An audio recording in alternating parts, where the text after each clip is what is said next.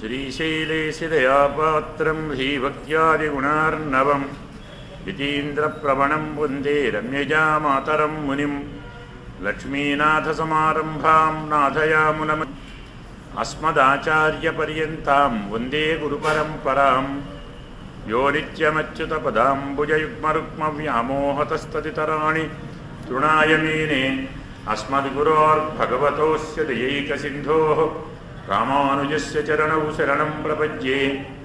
मातापिता युवतयस्तनया विभूतिः सर्वं यदेव नियमेन मदन्वयानाम् आद्यस्य नः कुलपतेर्वकुलाभिरामं श्रीमत्तदङ्घ्रियुगलं प्रणमामि मूर्धना। भूतं सरश्च महदाह्वयभट्टनाथ श्रीभक्तिसार कुलशेखरयोगिवाहान् भक्ताङ्घ्रिरेणुपरकालयतीन्द्रमिश्रान् श्रीमत्पराङ्कुशमुनिं प्रणतोऽस्मि नित्यं। गुरुमुखमनधीत्य प्राह वेदानसेचान् नरपतिपरितुप्तं शुल्कमादातु कामः। सुसुरममरवन्द्यं रङ्गनाथस्य साक्षात् द्विजकुलतिलकन्तं विष्णुचित्तं नमामि।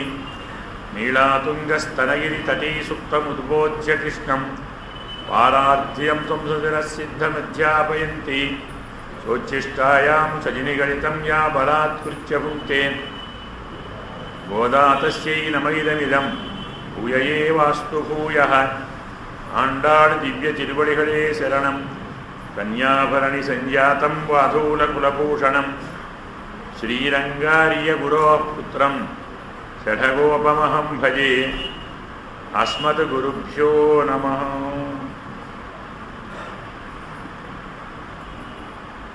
భగవద్బంధువులారా,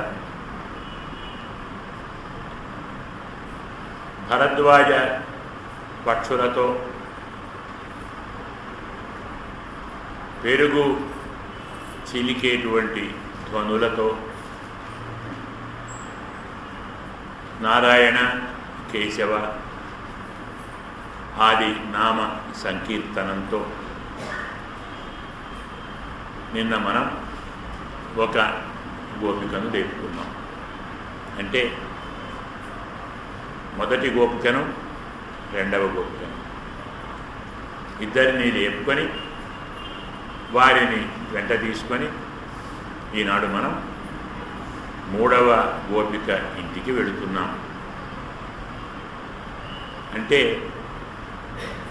మనకు ఈ 2 రోజులలో శ్రవణ పురుషార్థాన్ని ధ్యానాన్ని లేదా భక్తిని, శ్రవణం కీర్తనం విష్ణోః స్మరణం పాదసేవనం అర్చనం వందనం అని చెప్పినట్టుగా నవవిధ భక్తులలో మొదటి భక్తిగా చెప్పబడినటువంటి శ్రవణ భక్తిని చెప్పుకున్నాం.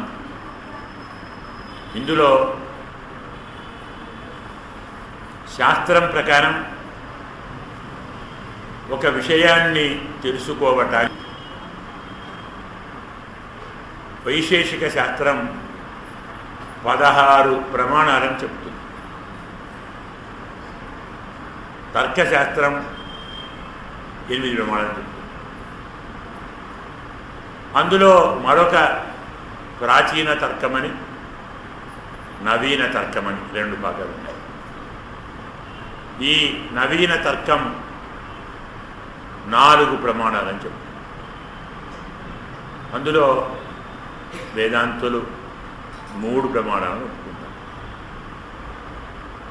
ప్రమాణం అంటే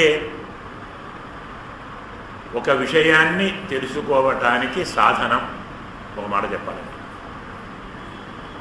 ఒక రూపాన్ని చూడాలి, ఒక శబ్దాన్ని వినాలి, ఒక వాసనను చూడాలి, ఒక స్పర్శను గ్రహించాలి, ఒక రుచిని తెలుసుకోవాలి. ఈ 5 విషయములు అంటారు. శబ్ద, స్పర్శ, రూప, రస, గంధం. వాటిని తెలిపేటువంటి 5 జ్ఞానేంద్రియాలు ఉన్నాయి మనకు. త్వక్, చక్షు, శ్రోత్ర, జిహ్వ, ఘ్రాణములు. ఈ 5 జ్ఞానేంద్రియములతో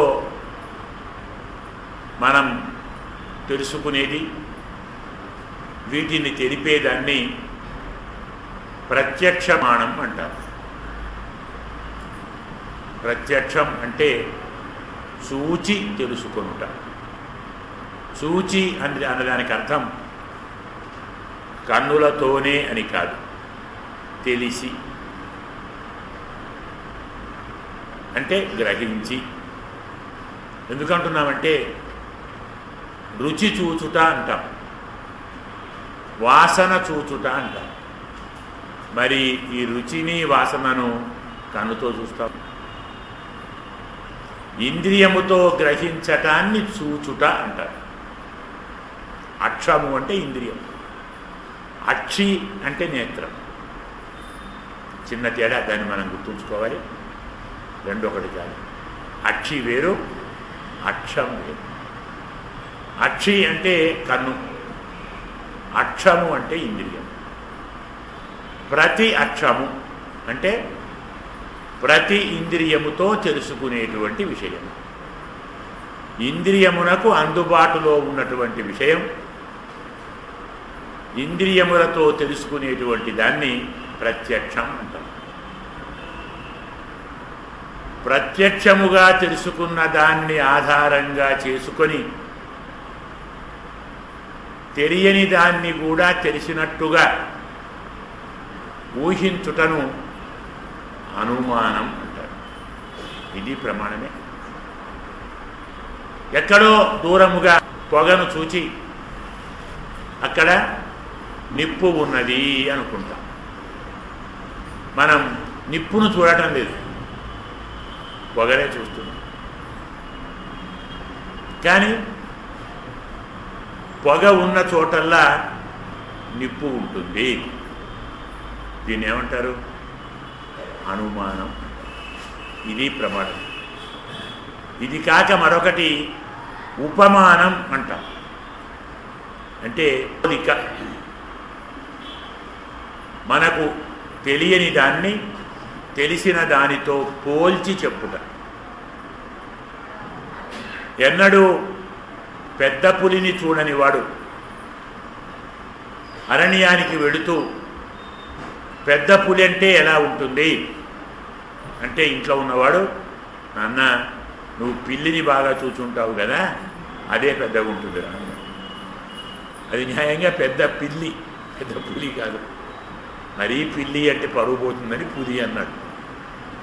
గుడి తీసి కొమ్ము పెట్టాం అంతే. అది పెద్ద పులి. మనకు పిల్లి బాగా తెలుసు. బాగా తెలిసిన దానితో బాగా తెలియని దాన్ని పోల్చి చెప్తామే, దీన్ని ఉపమానం అంటారు. మరొకటి శాబ్దం అంటే శబ్దం ప్రమాణం.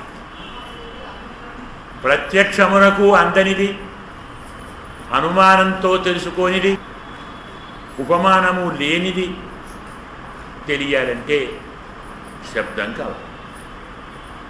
ఉదాహరణకు పరమాత్మ ప్రత్యక్షానికి అందడు. అతన్ని తెలుసుకునేటువంటి హేతువు అనుమానం మన దగ్గర లేదు. ఎందుకు లేదు? అనుమానం అంటే చూచిన దానితో చూడని దాన్ని ఊహించడం కదా. నాకు చూసింది ఏముంది అక్కడ? అనుమానం పనిచేయదు. నా తత్ సమశ్చ అభ్యధికశ్చ శ్రూయతే అని చెప్పినట్టుగా పరమాత్మతో సమానమైన వాడెవడు లేడు కాబట్టి పోలిక కుదరదు, ఉపమానము కుదరదు. మరి కుదిరింది ఏమిటి? ఒక శబ్దం. శబ్దం అంటే ఆప్తవాక్యం. ఆప్తులు చెప్పిన మాటను శబ్దం అంటారు. ఆప్తులు అంటే యథార్థవక్త. ఆప్తస్తు యథార్థవక్త లక్షణం. యథార్థమును చెప్పేవాడు, ఉన్నదున్నట్టు చెప్పేవాడు, పొరపాటు లేకుండా, భ్రమపడకుండా. మన వల్ల కాదు కదా. కాబట్టి వేద పురుషుడు మాత్రమే ఆప్తుడు. అతను చెప్పిన మాటే శబ్దం. దానితో తెలియబడేవాడే పరమాత్మ. చెప్తుంది గీతలో, సర్వై వేదై అహమేవ వేద్య వేదాంతకృత్ వేదవిదేవ చాహం. వేదవేద్యే పరే పుంసి జాతే దశరథాత్మజి అని కూడా చెప్తాం మనం. ఇతర ప్రమాణములతో తెలియబడని, తెలియజాలని, తెలియశక్యము కాని పరమాత్మను తెలిపే ప్రమాణం వేరు. ఎందుకు ఇవన్నీ చెప్పామంటే, ఏదో తిరుప్పావు అంటున్నారు, గోపికలు అని మొదలుపెట్టారు. ఒక్కసారి అవన్నీ మరిచిపోయి ప్రత్యక్షం, అనుమానం, ఉపమానం, శాబ్దం, తర్కం, వ్యాకరణం, వేదాంతం, వేదాంతం అన్నీ ఇవి మాకేం తెలుస్తాయి, వీడితో మనకేం పని అనుకోకండి. నిన్న మొన్న గోపికలు చేసిన పని ఇదే. ఇలా చెప్తే మనకు అర్థం కాదు, అలా చెప్పే. శాస్త్రాన్ని శాస్త్రంగా చెప్తే మనం తెలుసుకోలేం, మనకు తెలిసే రీతిలో చెప్పారు. పక్షులు అరుస్తూ ఉన్నాయి, శంఖము ధ్వనిస్తూ ఉంది, హరిహరి అని అంటున్నారు. పక్షులు అనేటువంటిది ప్రత్యక్షం, మనం వింటున్నాం, శబ్దాన్ని వింటున్నాం. చెవితో గ్రహించేటువంటి పక్షుల అరుపు తెల్లవారటానికి గుర్తు. ఇది ప్రత్యక్ష ప్రమాణం. శంఖధ్వని కూడా ప్రత్యక్షమే అనుకోవచ్చు. కానీ వచ్చిన బాధ ఎక్కడంటే, తెల్లని పెద్ద శంఖము అన్నారు. ధ్వని వినపడుతుంది కానీ శంఖము యొక్క రంగు, శంఖము యొక్క ఆకారం కనపడటం లేదు. తెల్లని పెద్ద. మనం శంఖాన్ని చూసామా? ఎలా చెప్తున్నాం? దేవాలయంలో శంఖాలు ఇలాగే ఉంటాయి కాబట్టి. ఇదివరకు మనము చాలా దేవాలయాలలోని శంఖములను చూచిన వారము కాబట్టి, చూచినటువంటి ఆ శంఖము యొక్క ఆకారాన్ని గుర్తుంచుకొని, ఈ దేవాలయంలో ఉన్న శంఖం కూడా అలాగే తెల్లగా పెద్దగా ఉండి ఉంటుంది. దీన్ని ఏమంటారు? అనుమానం. ఇక హరి హరి శబ్దం, పక్షుల అరుపు, శంఖము ధ్వని, ఈ రెండు ఒకటి తమ కోసం తాము చేసేది, రెండోది మన కోసం చేసేది. పక్షుల అరుపు మనను లేపాలని చేయటం లేదు, అవి లేచాయి, బయలుదేరిపోయి అరుస్తూ వెళ్ళిపోయి. శంఖము మాత్రం మన కోసం. భగవానుని ఆరాధనలో ధ్వని ఒక భాగమై ఉన్నా తెల్లవారుచున్నది, పరమాత్మ ఆరాధన మొదలైనది.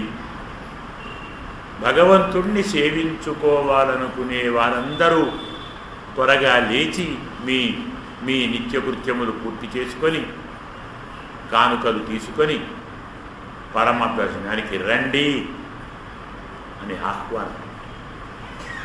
ఈ ఆహ్వానం ఎక్కడ ఉంది? ఎవరు చెప్పారు? ఇది ఉపమానం. ఇక్కడ కోరిక ఎక్కడుంది?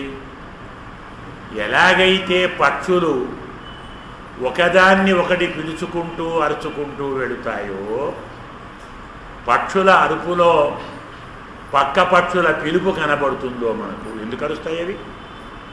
మేము లేచాం, మీరు లేచిరండి, అందరం కలిసి ఆహారానికి వెళదాం. పక్క పక్షిని, వెనుక పక్షిని, తోటి పక్షిని అరుపులతో పిలుస్తాయి. అంటే పక్షుల ధ్వని మనకు ఆహ్వానాన్ని తెలియజేస్తుంది. తోటి పక్షులు ఎలాగైతే పక్షుల ధ్వని తోటి పక్షులను ఆహ్వానం తెలియజేస్తుందో, దేవాలయంలో శంఖధ్వని కూడా మనను పిలుస్తూ ఉంది. ఆ పక్షుల పిలుపు పోలికతో శంఖధ్వని మనను పిలుస్తుందని తెలుసుకుంటాం. దీన్ని ఉపమానం అంటారు. అంటే అమ్మవారు చిన్న చిన్న మాటలతో పక్షులు అరుస్తున్నాయి. అలాగే శంఖం ధ్వనిస్తూ ఉంది. హరిహరి అంటున్నారు. భరద్వాజ పక్షులు అరుస్తూ ఉన్నాయి. పెరుగు చిలికే చప్పుడు వినపడుతూ ఉంది. నారాయణ కేశవ అంటున్నారు. మాటలు చెబుతూ అర్థము దుర్గ్రాహ్యమైన దుర్బోధ్యమైన గహనమైన శాస్త్ర విషయాన్ని సరళతరం చేశారు.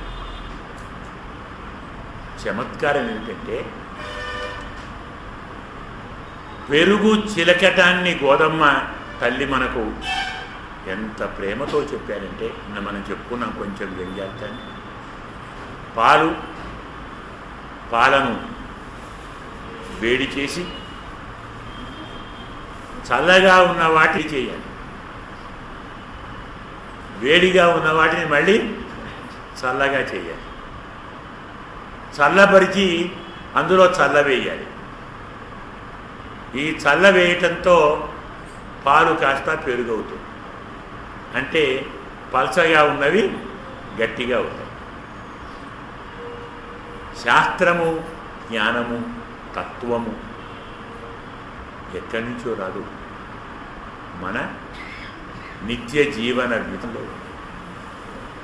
అయితే మనం పని చేసుకుంటూ పోతాం, కానీ చేసుకుంటున్న పనిలోని ఆంతర్యం, ఆ అంతరార్థాన్ని గ్రహించం. పలచగా ఉన్న పాలను గట్టిగా చేసి గట్టిగా ఉన్న పెరుగును మళ్ళీ పలచగా చేస్తాను చిలికి. ఏమర్థమైందండి? పలచగా ఉన్న దాన్ని గట్టిగా చేయటం అంటే అర్థం తెలుసా? పలుచగా ఉన్నది గట్టిపడటానికి సాధనం ఎక్కడుంది?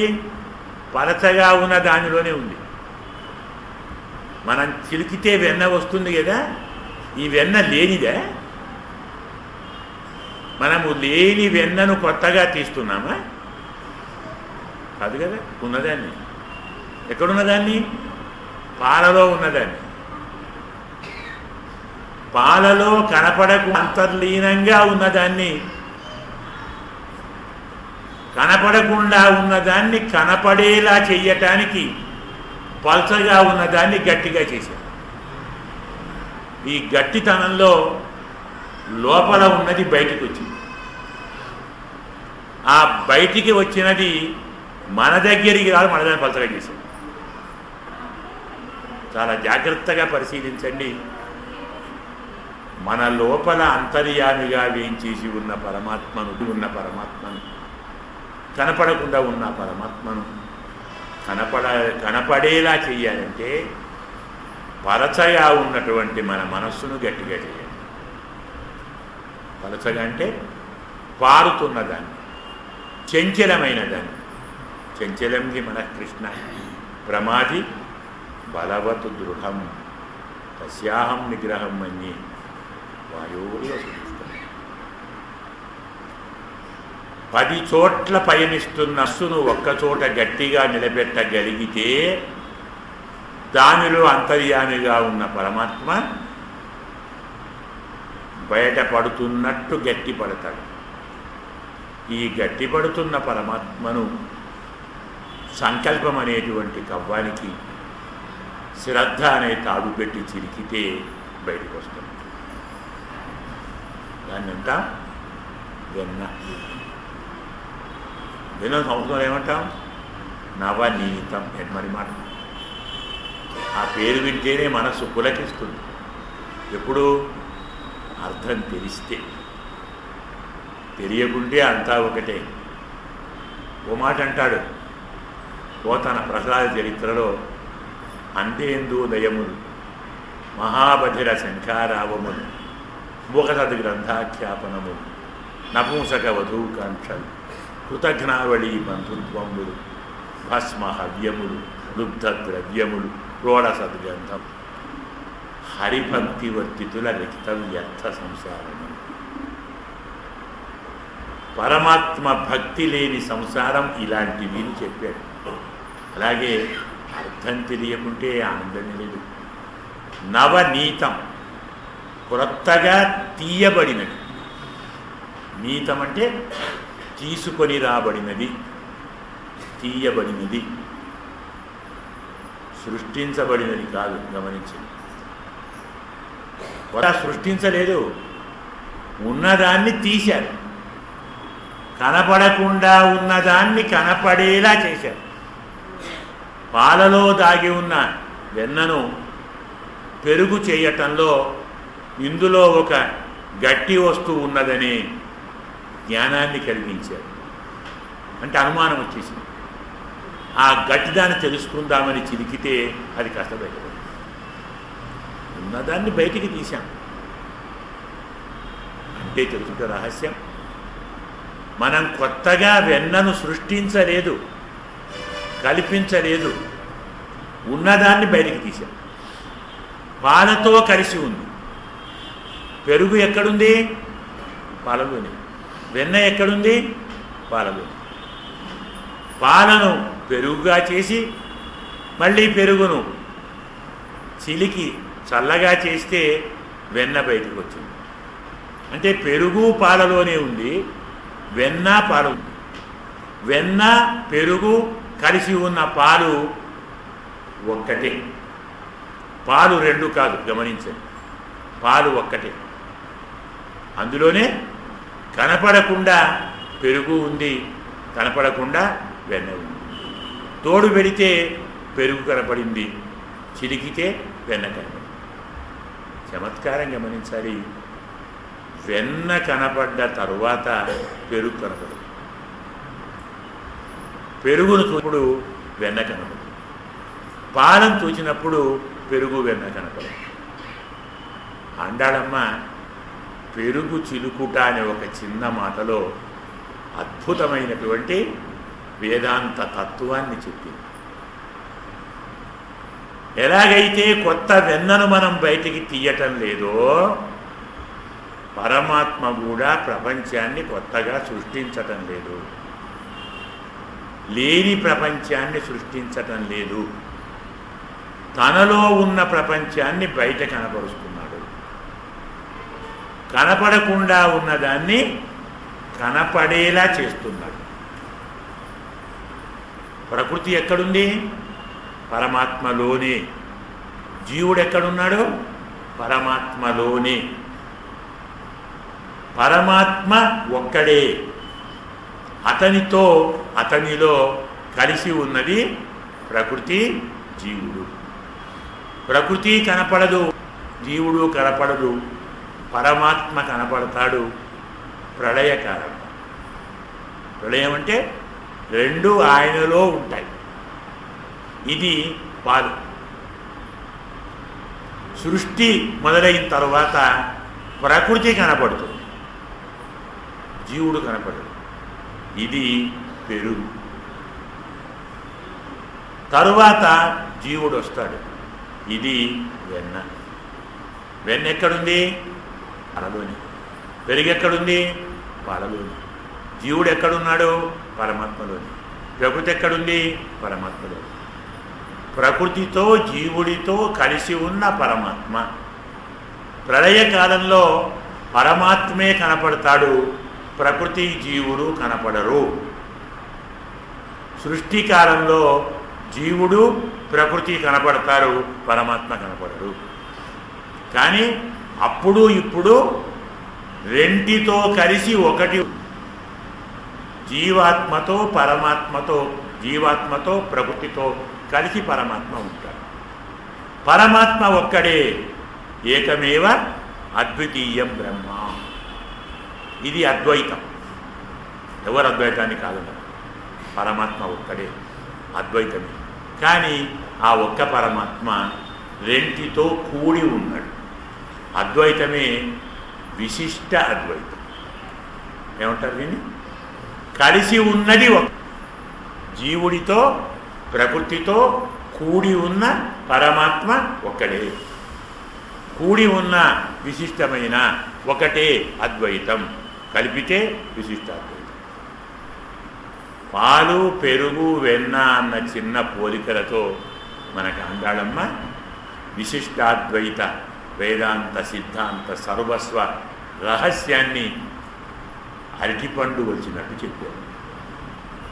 మనం ఈ రహస్యం తెలుసుకోలేకోండి, ఏదో పెరుగు తిరుగుతున్నారు, వెన్న తీస్తున్నారు, చప్పుడు వినలేదా అంటే ఆమెను చెప్పాలి, ముసల్మాన్ తర్వాత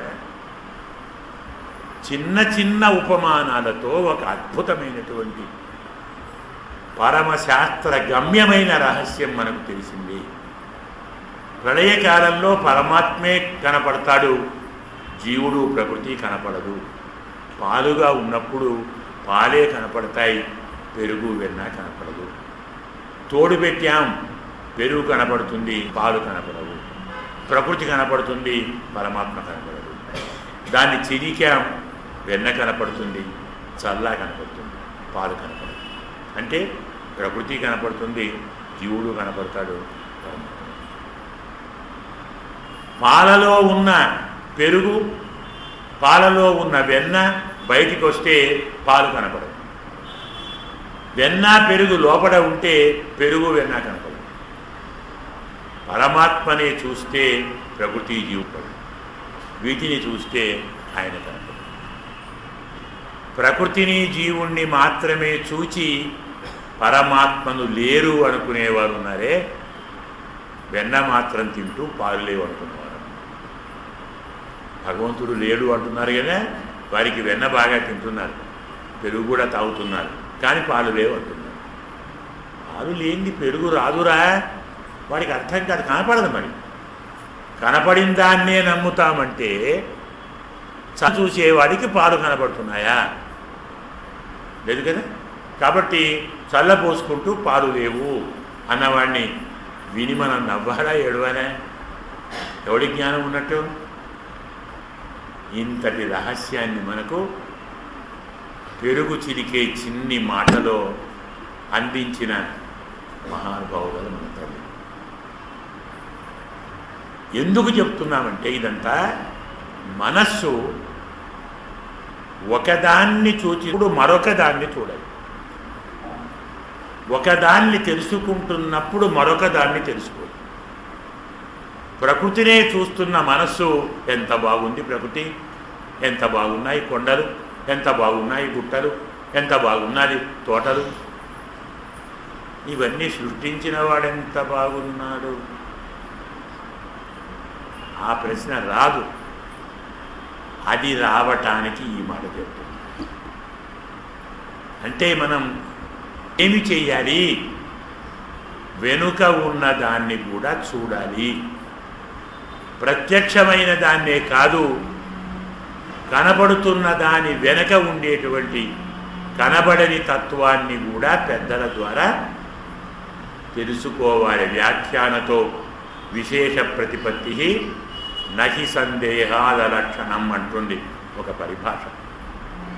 మనకు తెలియనంత మాత్రాన సత్యం అసత్యం కాదు, శాస్త్రం అశాస్త్రం కాదు. మనకు తెలియకుంటే తెలిసిన వారిని అడిగి తెలుసుకో.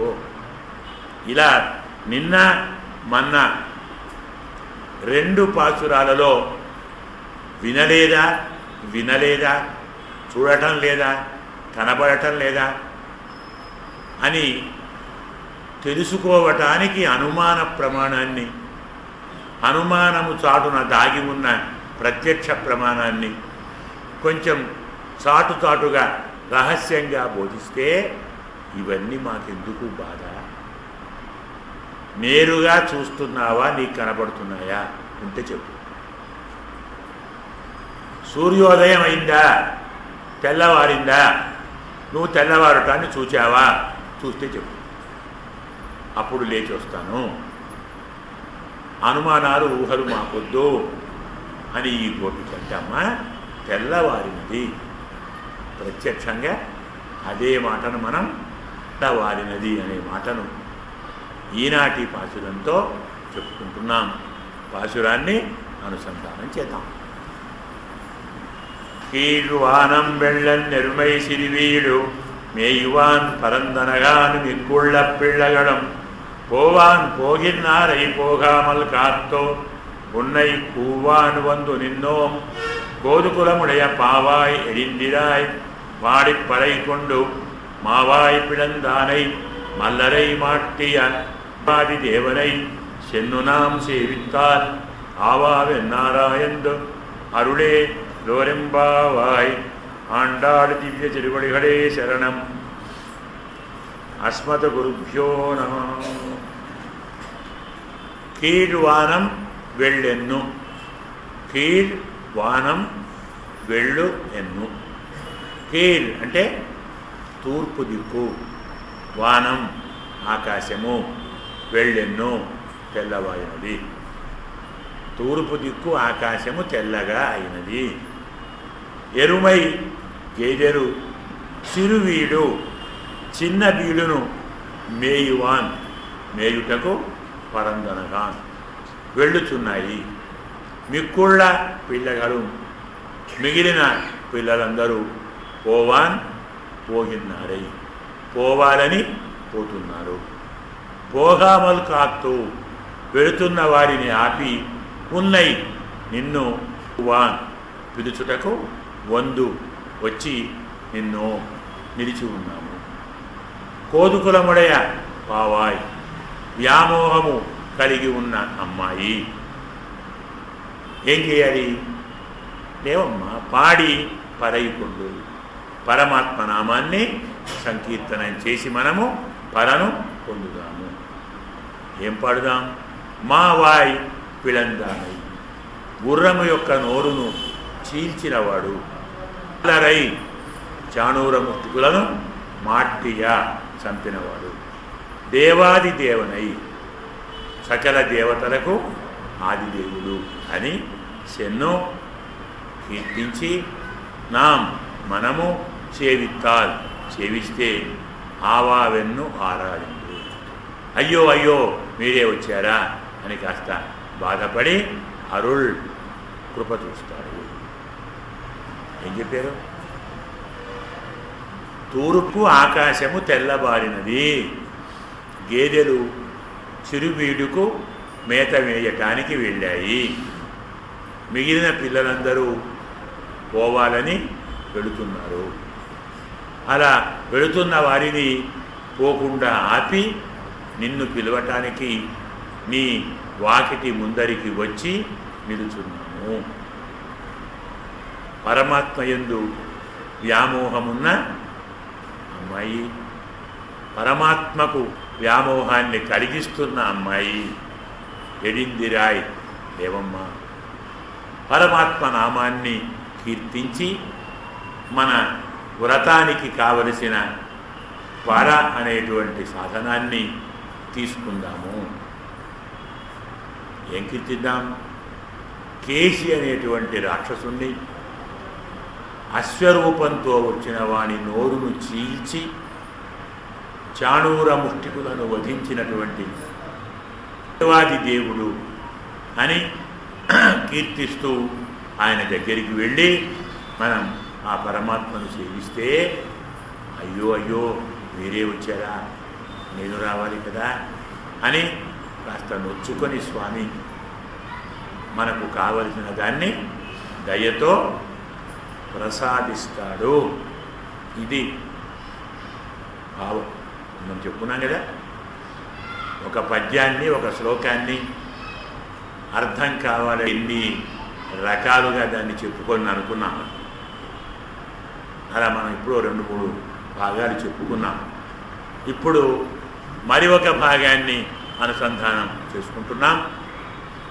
భావాన్ని చెప్పాం, విశేష అర్థాన్ని చెప్పుకుంటున్నాం. తూర్పు దిక్కు ఆకాశము తెల్లవారినది అంటే సూర్యోదయమైనది లేదు, అరుణోదయమైనది, చీకట్లు వెళ్ళి వెలుతురు వచ్చినది. వెలుతురు వస్తే ఆకాశం నల్లగా ఉన్నటువంటి భాగం తెల్లబడుతుంది. మనం దీన్నే తెల్లవారినది తెల్లవారినది అంటాం కదా. అంటే తెలుపు పారినది, ఈ ప్రాంతమంతా నలుపు పోయినది, తెలుపు పారినది. తెలుపు పారుట తెల్లవారుట.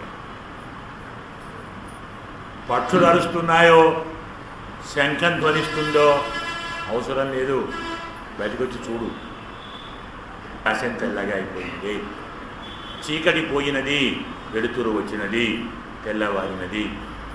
ఇంతకంటే ఎక్కువ ఏం కావాలి? ఇంకా తెల్లవారినట్లు గుర్తురొద్దు, తెల్లవారినది చూడు, వెలుతురు చూడు. అంటే పరమాత్మ అనుభవంలో ఉన్న మహానుభావురాలు కాబట్టి ఆమె లేచి రావటానికి ఇష్టపడటండి. భగవంతుని ధ్యానిస్తున్నటువంటి మహానుభావులు ఎలాంటి చిన్న విఘ్నం వచ్చినా తక్కువ. చిన్న విఘ్నము అంటే భగవంతుడు వచ్చినా తప్పుకోడు. పరమాత్మ నామాన్ని కీర్తిస్తున్న వారికి పరమాత్మ వచ్చినా ఇబ్బంది. పరమాత్మ కథను వింటున్న వారికి పరమాత్మ వచ్చినా ఇబ్బంది. అబద్ధం కాదు. మనకు ఒక కథ ఉంది. శ్రీరంగానికి గమనిస్తే, శ్రీరంగానికి వెళితే అక్కడ వెనుక భాగంలో విరాట్టి తాయారమ్మ సన్నిధిలో చంద్ర పుష్కరిణి ఒక పుష్కరిణి ఉంది. అంటే అక్కడ చంద్రుడు అందులో స్నానం చేసి తనకున్నటువంటి క్షయవ్యాధిని తగ్గించుకున్నాడు. ఆ పుష్కరిణి పక్కన ఇప్పటికీ ఉంది ఒక పెద్ద మహావృక్షం ఉంది. ఆ వృక్షం చుట్టూ పెద్ద అరుగు ఉంది. ఒక 100 మంది కూర్చోవచ్చు అరుగు మీద, అంత బాగుంది. దాని మీద కూర్చొని కొందరు పెద్దలు మహానుభావులు భగవద్ విషయం అంటే నమ్మాళ్వారు అందించినటువంటి తిరువాయుముడికి వ్యాఖ్యానం ఈడు అంటారు. దాన్ని భగవద్ విషయం అంటారు. ఈడు అంటే అర్థం వ్యామోహం. తమిళంలో ఈడు. మనం సంప్రదాయ భాషలో ఈడు పడ్డారు అంటాం.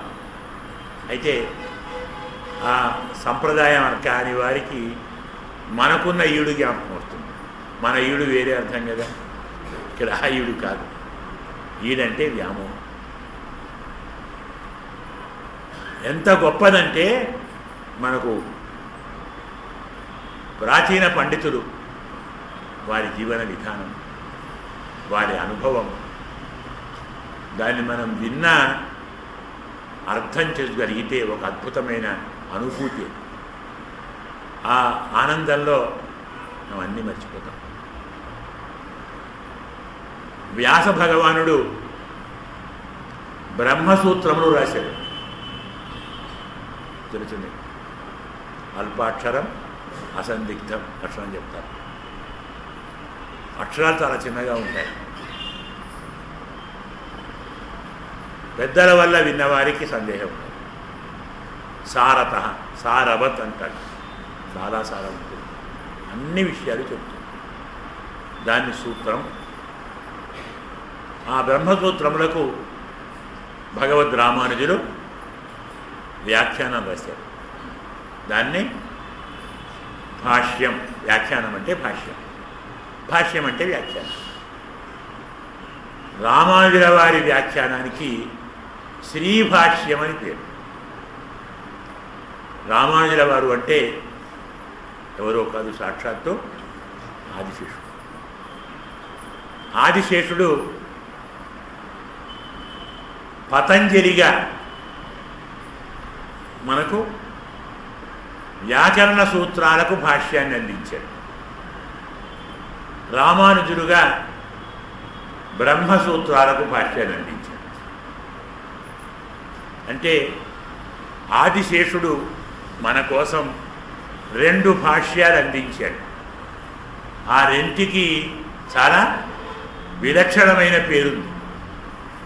ఒకదానికి శ్రీభాష్యం, మరొక దానికి మహాభాష్యం.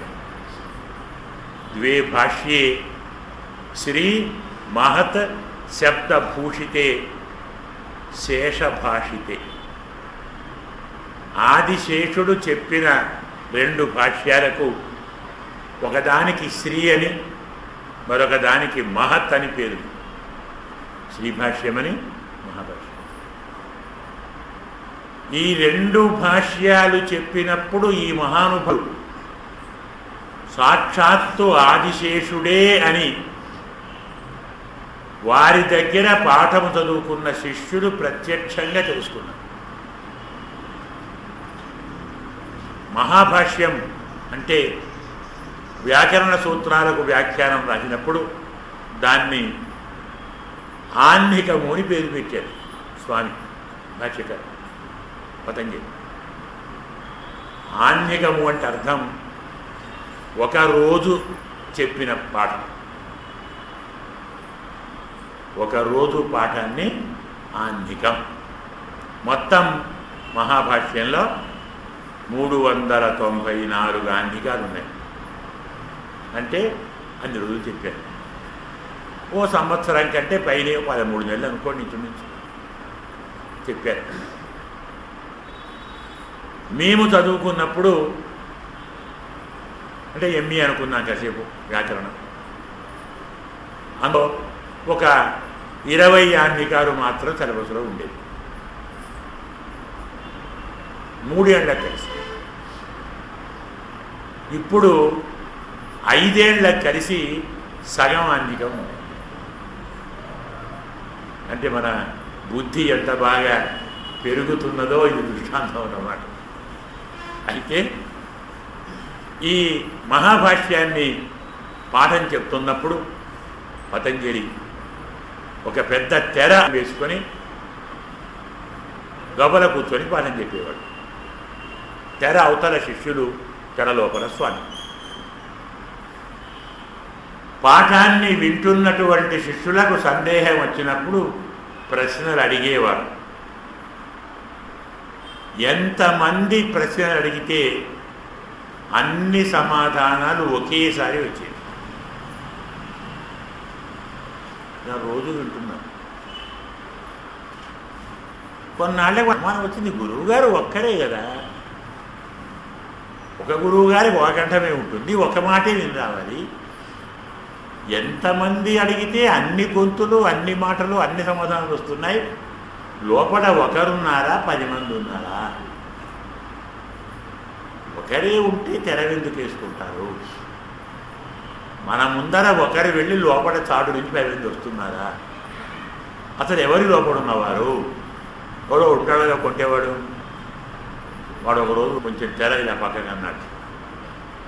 సహస్ర పణాలతో ఆదిశేషుడు. ఆ విషజ్వాలలు వచ్చి ముందర పడ్డాయి. అవి ఏ భాగంలో పడ్డాయో ఆ భాగం రాసుకున్నది కారిపోయింది. ఇప్పటికీ మన టెక్స్ట్ బుక్లో ఆ భాగం విషదగ్ధము అని రాసింది. లేదు ఆ భాగం విషదగ్ధము. అలాగే రామానుజుల వారు కూడా శ్రీశ్యం పాఠం చెప్తున్నప్పుడు సేమ్ రిపీట్. ఆయన కూడా తెర చాటున ఉండే చెప్పాడు. ఈ మహానుభావుడు కూడా ఇలా కాదు, కానీ తర్కశాస్త్రాన్ని, వ్యాకరణ శాస్త్రాన్ని, మీమాంసను, వేదాంతాన్ని, అన్ని శాస్త్రాల సూత్రాలను, వ్యాఖ్యానాలను ఒకేసారి చెప్పేవాడు. ఒక వ్యక్తి, ఒక పాఠం, ఒకసారి ఒక విషయం చెప్పాలి. ఇన్ని ఎలా చెప్తున్నారు అని అనుమానం వచ్చింది. ఒక 2-3 లోపలికి వెళ్ళారు, తెర తీయలేదు. ఆ లోపల వెళ్ళమని తిరిగి రాలేదు బయటికి. వారిలో ఒక మహానుభావుడు నడాధూర్ అమ్మాడంట.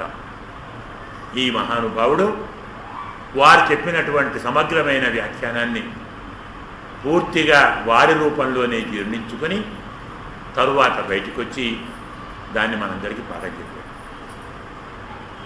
ఆ మహానుభావుడు పాఠం చెబుతుంటే ఒక పండితుడు, సుదర్శన భట్టరంట, సుదర్శనుడు ఆళ్వారు అనుకుంటే ఆచార్యుడు, ఆయనే ఎన్నిసార్లు చెప్పినా వినేవాడు. 100 సార్లు చెప్తే 100 సార్లు విన్నాడు. ఎప్పుడూ తప్పలేదే పాఠాన్ని. ఏ ఒక్కరోజు గైర్హాజరు లేదు. అయితే ఈ గురువుగారు కూడా అతన్ని ఎక్కువ ప్రేమగా చూసేవాడు. ఇలా ముందర కూర్చోబెట్టుకునేవాడు. మాటి మాకు అతన్నే చూసుకుంటూ పాఠం చెప్పేవాడు. అర్థమైందా, సందేహం ఉందా అడిగి మళ్ళీ చెప్పేవాడు. తగ్గిన వాళ్ళందరూ కొంచెం అసూయ కదా. మేమందరం వినటం లేదా, ఆయనే వింటున్నాడా, మాకు అర్థం కాదా, ఇలాంటివేవో అనుకున్నారు. వారికి ఆ అజ్ఞానాన్ని తొలగించాలని అతన్ని పిలిచి ఓనాడు పాఠం చెప్తూ, నాయన ఇది ఈ సూత్రానికి మనం పూర్వపక్షం చెప్పుకున్నాం కదా, వివరించు. నిన్న చెప్పుకున్నాం కదా, దాని వ్యాఖ్యానం ఏంటి చెప్పు. స్వామి క్షమించాలి, ఇప్పటికీ 102 సార్లు మీరు చెప్పారు. ఈ 102 సార్లలో ఎన్నోసారి చెప్పిన వ్యాఖ్యానం చెప్పమంటారయ్యా. అలాగా అయితే 43ది చెప్పు చెప్పేశారు, 62 చెప్పేశారు, 94 చెప్పేశారు. ఆనాడు గురువు గారు ఏ పదాలు ఏ అక్షరాలు ఏ రీతిలో వ్యాఖ్యానం చేశారో తూచా తప్పకుండా చెప్పారు. అతని మేధాశక్తికి చూసి ఆశ్చర్యపడిన ఆయన, ఇంత జ్ఞానం దాచుకొని ఇలా మౌనంగా ఉంటే తర్వాత నువ్వు నీరు పోతే ఈ జ్ఞానం ఎట్లా లోకానికి అందాలి? నువ్వు విన్నదాన్ని రాయరాదు వ్యాఖ్యానం.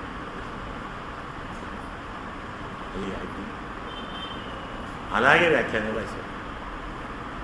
రాసిన వ్యాఖ్యానానికి గురువుగారు చెప్పిన పేరే పెట్టారు. విన్నదాన్ని అన్నాడు కదా, విన్నదాన్ని తెలిపావు అన్నాడు. శృత ప్రకాశిక అని పేరు. ఆ వ్యాఖ్యానం పేరే శృత ప్రకాశిక. ఎంత మహానుభావుడు ఆలోచించండి. ఇంత జ్ఞానాన్ని సంపాదించి దాన్ని అంత విషయం రాసి దానికి తన పేరో ఇంకొక పేరో కాకుండా నేనుగా ఏమీ రాయలేదు, నాకుగా ఏమీ తెలియదు, విన్నదాన్ని రాశాను, విన్నదాన్ని చెప్పాను, ఇది నాదేం లేదు. శృత ప్రకాశిక అంటారు. అదే రీతిలో భగవద్ విషయానికి కూడా మనకు తిరువీధి పిళ్ళై అంటాం. మహానుభావుడు గురువుగారు చెప్పినటువంటి దాన్ని మళ్ళీ కాలక్షేపం చేస్తూ ఉంటే, ఇదంతా రాయరాదురా నాన్న అంటే రాశారు. దానికి పేరు ఈడు అని పెట్టారు. అంటే భగవంతుని మీది వ్యామోహం కాదు, ఆచార్యుల వారు బోధించిన విషయం మీద వ్యామోహం. మనకి కూడా ఆలోచన వస్తుందా? మనం ఊహించగలమా? నాకు పరమాత్మ అంటే ఇష్టమండి, నాకు గురువుగారంటే ఇష్టమండి, నాకు అంటే ఇష్టమండి, నాకు జ్ఞానం అంటే ఇష్టమండి అంటాం మనం. కానీ గురువుగారు చెప్పినదంటే ఇష్టం ఎదరంటాం మనలో. ఆలోచించండి, మనకి ఆలోచన వస్తుందా? గురువుగారు చెప్పిన విషయం మీద నా వ్యామోహం ఈడు. చిన్న వాక్యాలు 1000 పాశురాలకు ఆయన రాసిన వ్యాఖ్యానాన్ని వివరంగా చెప్పుకోవాలంటే ఆ రోజుల్లో మీరు సేవించినప్పుడు ఓ 12 ఏళ్ళు అయింది, రెండోసారి 8 ఏళ్ళు, మూడోసారి 4 ఏళ్ళు, ఇప్పుడు చెప్పుకుంటున్నారు 3 నెలలు. మరి వారు ఏం చెప్తున్నారో వీరేం వింటున్నారో. సరే, ఏదో పొద్దున అంటున్నారు, పగలు అంటున్నారు, ఏదో కొంచెం విషయం తెలుస్తున్నది అనుకోవచ్చు. అలాంటి భగవద్ విషయం కాలక్షేపం జరుగుతుంటే అక్కడ శ్రీరంగంలో ఆ చంద్రపుష్కరిణి వృక్షం దగ్గర ఇవి సాయంకాలం కూర్చొని చెప్పేవారు, 4, 5. ప్రతి దేవాలయంలో సంధ్యా సమయం కాగానే స్వామి యొక్క సేవ ఊరేగడానికి వస్తుంది. దేవాలయం చుట్టూ తిరుగుతుంది ప్రతి దేవాలయంలో. ఇప్పటికీ ఉంది, సరే ఎందరు చేస్తున్నారు ఈ సంగతి. అలాగే వీరు కార్యం మొదలుపెట్టేవారు, ఓ అరగంట 30 గంట అయ్యేది, స్వామి సేవ వచ్చేది. మరి సేవ వస్తే అందరు లేవారు కదా, స్వామి వస్తున్నాడు, అందరు లేచి నిలబడేవారు, దండం పెట్టేవారు, ఆయన పోగానే మళ్ళీ కూర్చొని మళ్ళీ మొదలుపెట్టేవారు. రోజు అవుతున్నాయి, రోజు 20 నిమిషాలు ఆటంకం. వింటున్న వాళ్ళకు ఒళ్ళు మండింది, ఎక్కడ స్వామి వచ్చారండి ఈ కాలక్షేప ఈరోజు వచ్చాడు. పరమాత్మను కాలక్షేప విరోధి అన్నారు. కావ్యం ఎవరిది? ఆయనది. చెప్పుకుంటుంది ఆయనది, కథ ఆయనది, గుణాలు ఆయనవి. ఆయన వస్తే విరోధం. అంటే ఆ కథ వినటానికి అడ్డు వచ్చాడే. ఈ మాట ఆయన విన్నాడు. నాకెందుకు వచ్చిన బాధ, ఈ చెడ్డ పేరు నాకెందుకు? పూజారులకు చెప్పాడు, రేపటి నుంచి రూటు మార్చండి, అది వన్వేటి పక్క నుంచి పోండి, వాళ్ళతో చదువుకుంటున్నారు, మనం ఎందుకు విగ్రహం చేయాలి అంటే భగవంతుని కథకు భగవంతుడే విరోధం. ఆ పారవస్యంలో, ఆ ఆనందంలో ఆయన వచ్చినా మనం పట్టించుకో. ఆయన కంటే ఆయన యొక్క కథ, ఆయన గుణాలు, ఆయన లీలలు అంత అద్భుతంగా ఉంటాయి. మనకు బ్రహ్మవైవర్త పురాణంలో ఓ నలుగురు గోపిక పరమాత్మ రూపాన్ని అలాగే ధ్యానం చేస్తూ కూర్చుంటారు. ఆయన వచ్చాడు, ఎవరో అడ్డం వస్తున్నారు, పక్క జరగండి అంటున్నారు, కళ్ళు మూస్తున్నారు వాళ్ళు. ఎవరే పక్కకి పోండి, నేనే, మీరు నన్నే ధ్యానం చేస్తున్నారు, అబద్ధం చెప్పక పక్కకి పోయాడు, కనబడలేదు. అయ్యో ఏమయ్యారు, అయ్యో స్వామి ఏమయ్యావు, పొమ్మన్నారు కదా.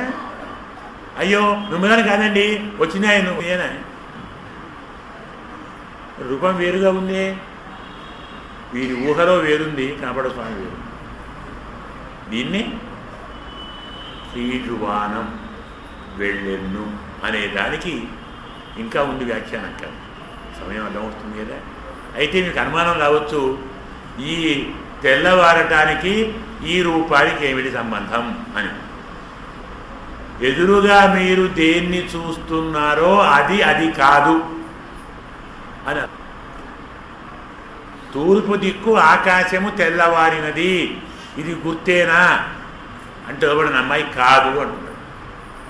పరమాత్మ ఎదురుగా వచ్చాడు అంటే కాదు అంటున్నాడు. పక్కకు పోవయా నువ్వు కాదు, ఇది అర్థం కాదు వాక్యానికి, ఇది వ్యాఖ్యానం ఇది. అదే విషయాన్ని పారవస్యంలో వాస్తవాన్ని వాస్తవంగా తెలిసిన దాన్ని కూడా తెలియని రీతిలో పారవస్యంలోని స్థితి తీరువాల. ఎందుకంటే లోపలున్న గోపిక అది తెల్లవారుట కాదు, అది తెలిపే, అనుమానం ఏం లేదు. తూర్పు దిక్కు ఆకాశంలో తెలుపు వచ్చినది, ఆ తెలుపు సూర్యుడిది కాదు, అరుణుడిది కాదు. మరికొద్దిసేపట్లో కృష్ణ భగవానుణ్ణి దర్శించుకుంటున్నామనే భావన వలన మీలో కలిగిన సంతోషం మీ ముఖాన్ని ప్రకాశించేలా చేసింది. మీ ముఖంలో తొణికిసలాడే వెలుగే అక్కడ పాలి. ఆ తెలుపు సూర్యుడిది కాదు, మీ ముఖం వెలుగు. అందువల్ల ఇది తెల్లవారుట కాదు. సరే అమ్మా, దాన్ని పోనివ్వు. మరి గేదెలు చిరుబీడుకు వెళ్ళాయి. చిరుబీడు ఏమిటి అంటే ఆండాళమ్మ కూడా గొల్లపిల్లి అయి బ్రాహ్మణ కన్య విషయం మర్చిపోయింది. పశువులను పోషించేవారు గేదెలను ఆవులను అరుణోదయ కాలం కంటే కాస్త ముందు విడిచిపెడతారు. అవి బయటికి వెళ్ళి మంచుతో బాగా తడిసిన లేత లేత గడ్డి పరకలను కడుపు నిండా తిని వస్తాయి. అలా రాగానే వాటి పాలు పిండి మళ్ళీ వదిలిపెడతారు. తరువాత వదిలిపెడితే అవి వెళ్ళి సాయంకాలం వస్తాయి. రెండోసారి వెళ్ళే మేత పెద్ద మేత, మొదట వెళ్ళే మేత చిన్న మేత. ఇది చిరుబీడు. గేదెలు చిరుబీడుకు వెళ్ళాయమ్మా, ఇది కూడా గుర్తు కాదా? తెల్లవారకుండానే గేదెలను బయటికి పంపుతారా మీరంతా? పంపారు, గేదెలు వెళ్ళాయి. అది గుర్తుగా ఒప్పుకుంటావా? అస్సలు ఒప్పుకోను. మళ్ళీ ఏమైంది అంటే ఆ వెళ్ళినవి గేదెలు కాదు, మీ ముఖంలోని వెలుగు అక్కడ పారిందని చెప్పానా? మరి వెలుగు పారితే అక్కడున్న చీకట్లు ఏమవుతాయి? వెళ్ళిపోతాయి కదా. ఎలా ఉంటాయి చీకట్లు? నల్లగా ఉంటాయి కదా. చీకటి ముద్దలు పోతుంటే గేదెలు అనుకుంటున్నారు. ఎవరున్నాయి గేదెలు? వెళ్ళి చీకట్లే. మీ ముఖం వెలుగు పారి చీకట్లు వెళ్ళిపోతున్నాయి, అవి గేదెలు కాదు. సరే, మీతో ఎందుకు, తెల్లవారింది అనుకుందాం. మరి మిగతా పిల్లలంతా వచ్చారా ఏమిటి? వెళ్ళారు. పరమాత్మను సేవించటానికి, పరమాత్మతో కలిసి వ్రతాన్ని ఆచరించటానికి, అనుసరించటానికి వాళ్ళంతా వెళ్ళారు. అంటే అందరూ వెళ్ళారా? మరి అయితే ఇక నేనెందుకు వెళ్ళని? వెళ్ళకుంటే కలిసి వెళ్ళారండి, వెళ్ళినాకెందుకు? అయ్యో అమ్మ అలా అనుకోకు, ఏదో తొందరలో వెళదామని బయలుదేరారు, ఇంతలో నీవు రాలేదని తెలుసుకున్నాం.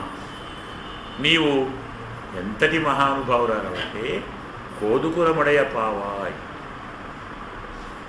పరమాత్మయందు అమితమైన వ్యామోహము కలదానవు కాదు, పరమాత్మకే వ్యామోహాన్ని కలిగించిన దానవు. ఈమె అంటే స్వామికే బాగా ఇష్టమట. నా మీద అంతం ఇష్టం ఉంటే ఆయనే వస్తాడు, నేనెందుకు పోవాలి అని పడుకుంది తల్లి. అసలు కారణం అది. ప్రేమ ఒకవైపు ఉంటే దాన్ని ప్రేమ అనరు. అలంకార శాస్త్రంలో ఏకత్రైవ అనురాగశ్చేత్ తిర్యంగ్రేచ్ఛగతోపివా యోషిత బహుశక్తిశ్చేత్ రసాభాసస్త్రిధామత అంటారు. రసాభాసం 3 రకాలుగా ఉంటుంది. ప్రేమ ఇద్దరిలో ఒకరిలోనే ఉంటే దాన్ని వర్ణిస్తే అది రసాభాసం. పశువుల ప్రేమ, పశువుల ప్రేమ వర్ణిస్తే రసాభాసం. ఒక అమ్మాయి చాలామంది అబ్బాయిలను ప్రేమించుట, ఒక అబ్బాయి చాలామంది అమ్మాయిలను ప్రేమించుట చెప్పినా కానీ రసాభాసం. అంటే ఇద్దరు ఒకరినొకరు పరస్పరం ప్రేమించుకోవాలి, ఒకరినొకరు ప్రియాతు సీతారామస్య దారాహ పితృకృత అయితే అంటాడు రామాయణంలో వాల్మీకి. రామచంద్రుడికి సీతాదేవంటే అమితమైన ప్రేమనట, చెప్పనలవి కానంత ప్రేమ. ఎందుకండి అంత ప్రేమ? అందంగా ఉన్నదనే, గుణవంతురాలనే, ఉత్తమోషలో పుట్టిందనే? ఇవేమీ కాదండి. పితృకృత ఇది, నాన్నగారు మెచ్చి సంతోషించి ఒప్పుకొని పెళ్లి చేశారు. ఇక మంచిదిరా నాన్న చేసుకో. అందుకే మనకు వాల్మీకిలో కూడా రామాయణంలో రాముడు శోధనుడు విరిచిన తర్వాత జనక మహారాజు గారు, అయ్యా మీరు పందెంలో గెలిచారు, మా అమ్మాయి నుంచి పెళ్లి చేస్తాను, చేసుకోండి అంటే రాముడు నో అన్నాడు. నేను పెళ్లి చేసుకోవాలని ఎక్కువ పెట్టలేదు, గురువుగారు చెప్పారు ఎక్కువ పెట్టారు. అది ఒకవేళ నీ పందెం అయితే దానికి నేను బాధ్యుడు. అయినడు నాకు మీ అమ్మాయిని ఇవ్వాలనుకుంటే అడగవలసింది నన్ను కాదు, మా నాన్నగారు. నాన్నగారికి చెప్పండి, వారికి సమ్మతమైతే వంశం మంచిది, అమ్మాయి మంచిది, నాన్న చేసుకోరా అంటే చేసుకో. నాన్నగారి ఆజ్ఞ లేకుండా చేసుకోను అంటేనే సరే చెప్పారు, పిలిపించారు, నాన్నగారు ఆమోదించారు. నాన్నగారు ఆమోదించి చేసిన భార్య కాబట్టి సీత అంటే రాముడికి ఇష్టం. అంతరార్థం తెలుసా? జీవుడంటే పరమాత్మకి ఇష్టం, గురువుగారు చేర్చిన జీవుడంటే మరీ ఇష్టం. వీడు నీ భక్తుడయ్యా తీసుకో అని గురువుగారు చెప్తే పరమాత్మ ఆ జీవుణ్ణి అమిత ప్రేమతో తీసుకుంటాడు. అంటే మనం స్వామి రావయ్యా అంటే రాడు, సీతమ్మ నన్ను పెళ్లి చేసుకోవయ్యా అంటే చేసుకోడు రాముడు, నాన్న చెప్తేది చేసుకుంటాడు. సీతమ్మ రాముడికి ఇష్టం, తండ్రి మెచ్చాడని. మరి రాముడంటే సీతకి ఇష్టం, ఎవరు మెచ్చాడని? భర్త అయ్యాడు, భర్త కాబట్టి ఇష్టం. అలాగే ఒకరినొకరు ప్రేమించుకోవడమే ప్రేమ. ఇక్కడ ఈ అమ్మాయి కంటే ఈ అమ్మాయి మీద స్వామికున్న ప్రేమ ఎక్కువ, వ్యామోహం ఉన్నటువంటి వాడు. మనకు భాగవతంలో ఒక అమ్మాయి ఉంది, సత్య. సత్య అంటే సత్యభామ కాదు, ఇంకో సత్య ఉంది, నాగ్నజితి అంటారు. నగ్నజిత్ యొక్క పుత్రిక. ఆమె సౌందర్యానికి పరమాత్మే మోహించాడు. ఆయనే మోహించి ఆమె కూడా మేనమామ యొక్క కూతురే, ఎవరో కాదు, మేనత్త కూతురే, ఎవరో కాదు. అయితే నగ్నజిత్ వాడే. శృతదేవ అంటారు ఆ తల్లిని, అమ్మాయి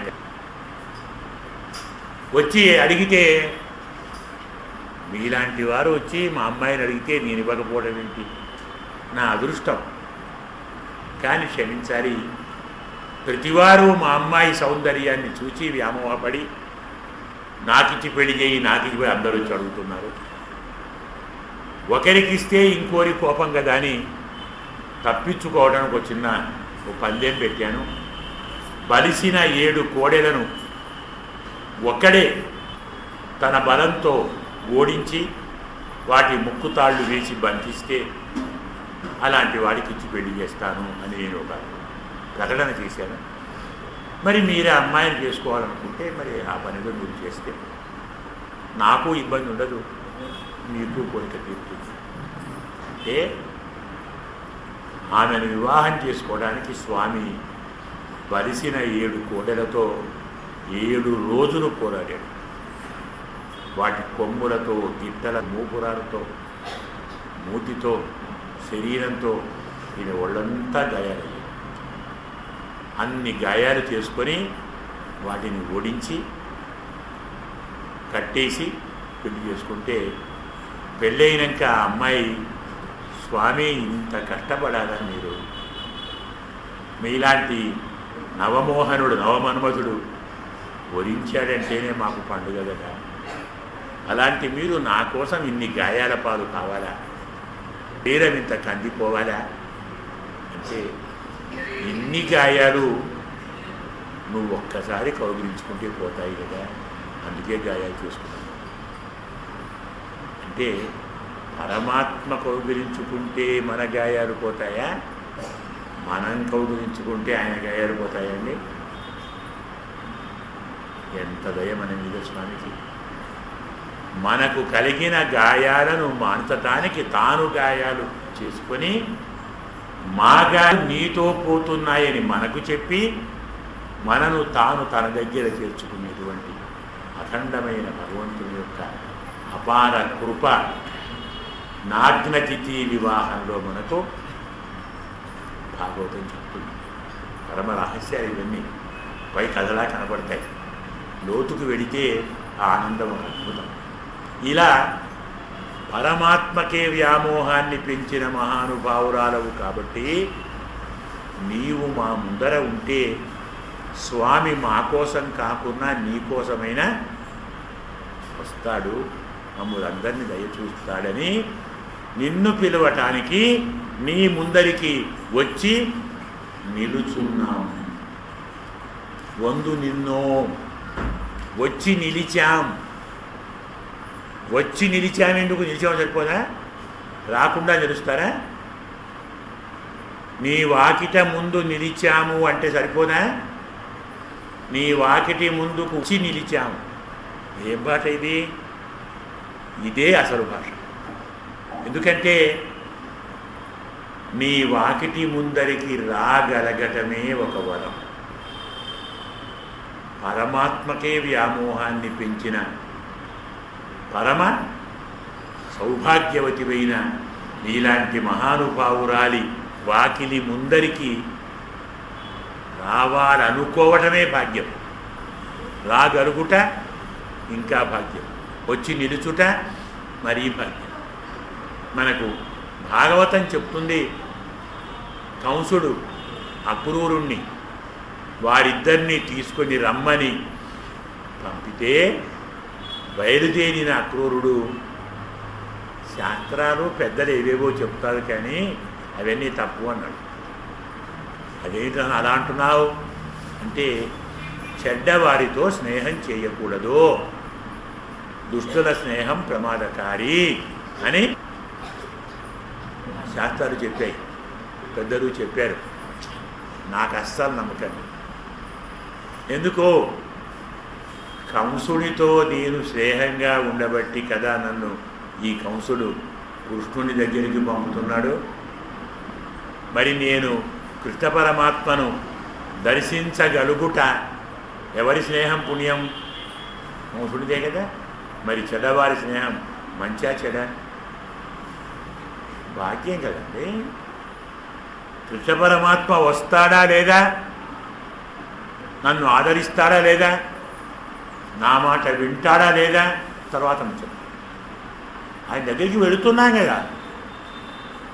కృష్ణుణ్ణి పిలుచుకొని రావటానికి బయలుదేరగలగడమే భాగ్యం. ఎంత అద్భుతంగా చెప్తాడు భాగవతంలో అంటే, ఆ బృందావనపు సరిహద్దుల్లోకి వచ్చే అదృష్టం బాగుండి గోధూళి వేళలో వచ్చాడు. అంటే సాయంకాలం గోవులు దూడలన్నీ ఇళ్లలోకి వెళ్ళాయి. అప్పుడు వచ్చాడు. ఇంకా దానికి దుమ్మంతా పోలేదు. కింద ఆవుల పాదాల గుర్తులు ఉన్నాయి. ఆ ఆవుల పాదాల గుర్తుల మధ్యన చిన్ని చిన్ని పాదాలు కనపడ్డాయి. గౌరవ పాదాలు మన గిట్టయ్య పాదాలు. ఇంతటి బాలకృష్ణుని పాదాల గుర్తులను చూచిన అక్రూరుడు రథాన్ని దిగి ఆ కింద పొర్లాడట. ఇవి మా కృష్ణయ్య పాదాలు, ఇది మా కృష్ణుడు తొక్కిన పాద ధూళి నా ఒంటి కంట రాస్తుంది. వచ్చుట చాలు. కృష్ణుడు ఉన్న చోటికి రావాలని బయలుదేరుట చాలు. వచ్చుట మరి అదృష్టం. ద్వారం ముందరికి వచ్చుట ఇంకా అదృష్టం. నిలబడుట మరి అదృష్టం. ఆయనతో మాట్లాడటం పరమాదృష్టం. ఆయన అంగీకరించడం, వెంట రావటం. అట్టుగా పరమాత్మకు వ్యామోహాన్ని పెంచిన సౌభాగ్యవతివి నీ వాకిలి ముందరికి వచ్చుటే అదృష్టం. వచ్చి నిలుచున్నామమ్మా. నీవు లేస్తావో లేదో నీ ఇష్టం, వస్తావో లేదో నీ ఇష్టం. ఏం చెయ్యాలి వచ్చి? ఇంకేం చేయాలి? పాడిప్పరైకొండు పరమాత్మ నామాన్ని కీర్తించి మనము ఆ వ్రత సాధనాన్ని తీసుకుందాం. ఏమని కీర్తిద్దాం? మా భయపడంగానే ఏం పిద్దాం? మనం వెళితే పరమాత్మ దర్శనం ఇస్తాడా? మనం అడిగిన దాన్ని ఇస్తాడా? మనకు వరాలు ఇస్తాడా అనే సందేహంతో నీకు పని లేదు. ఒకనాడు గోపికలకు, గోపాలులకు, బృందావన వాసులకు హాని కలిగించటానికి వచ్చిన అశ్వాసురుణ్ణి, కేశనేటువంటి రాక్షసుణ్ణి, మనకు భక్తులకు అపకారం జరుగుతుందని తాను అడ్డుగా వచ్చి తాను వారితో యుద్ధం చేసి నోరును చీల్చి మన కోసం చంపాడు కదా. అంతేకాదు మధురా నగరంలో పరమ బలాఢ్యులు చానూర ముష్టికులు. కంసుడు ధనుర్యాగం చేస్తున్నామన్న ఒక సాకుతో, పేరుతో మహానుభావుడు కృష్ణ బలరాములను పిలిచాడు. వారు వెళ్ళి కువలయ పీఠాన్ని సంహరించి లోనికి వెళ్ళారు, రంగస్థలానికి వెళ్ళారు.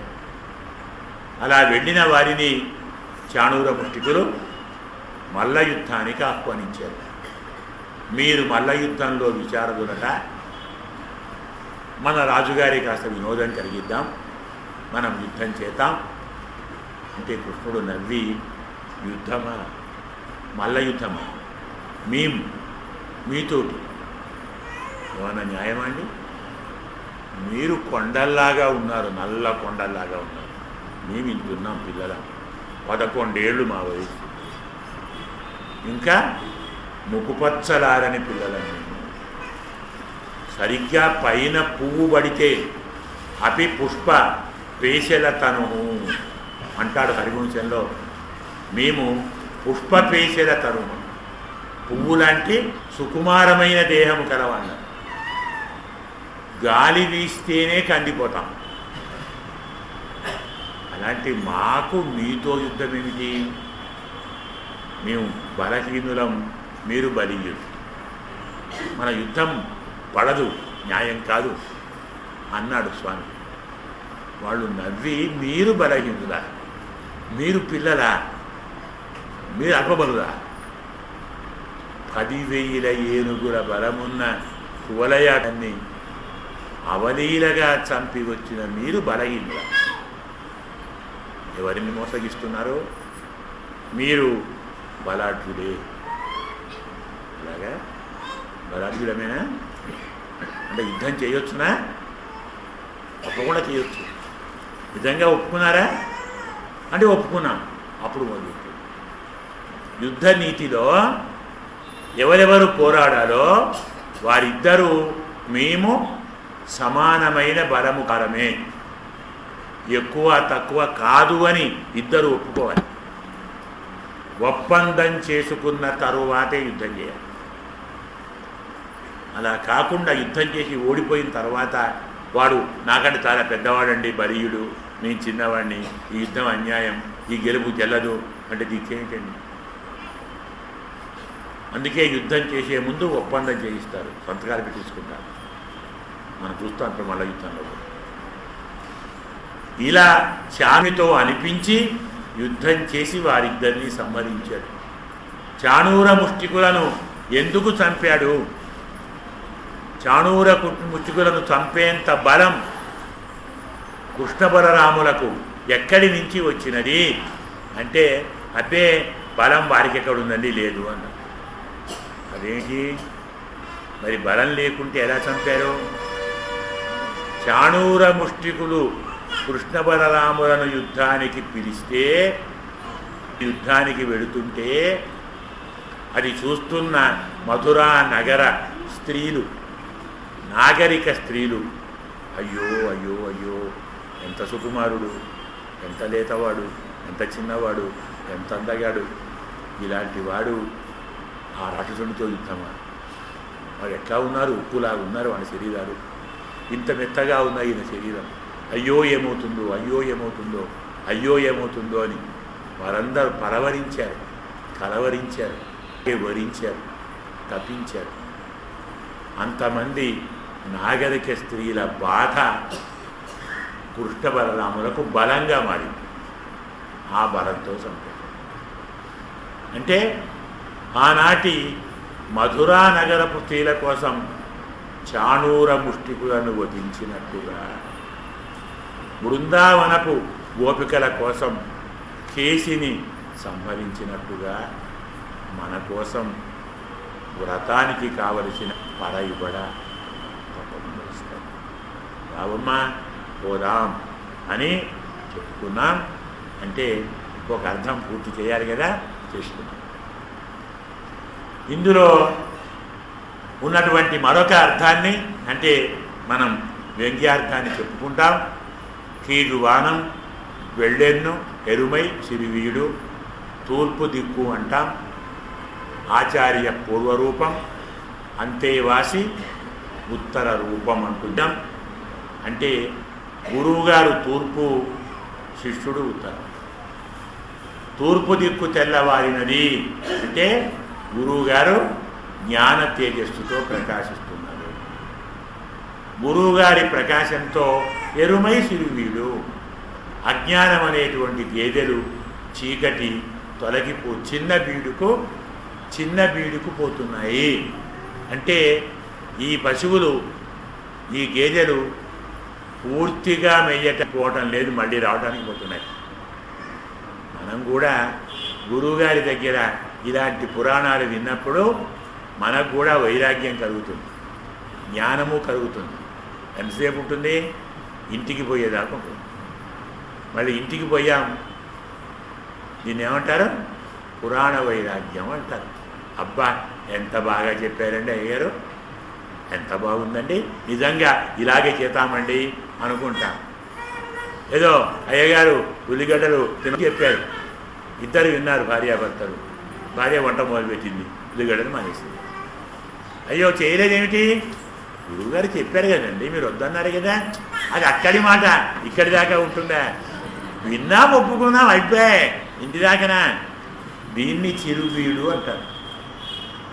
మంచి విషయాన్ని విన్నప్పుడు, జ్ఞానాన్ని తెలుసుకున్నప్పుడు, దేవాలయానికి వెళ్ళినప్పుడు, అలాగే ఇంకోటి ఉంది శ్మశాన వైరాగ్యం అంట.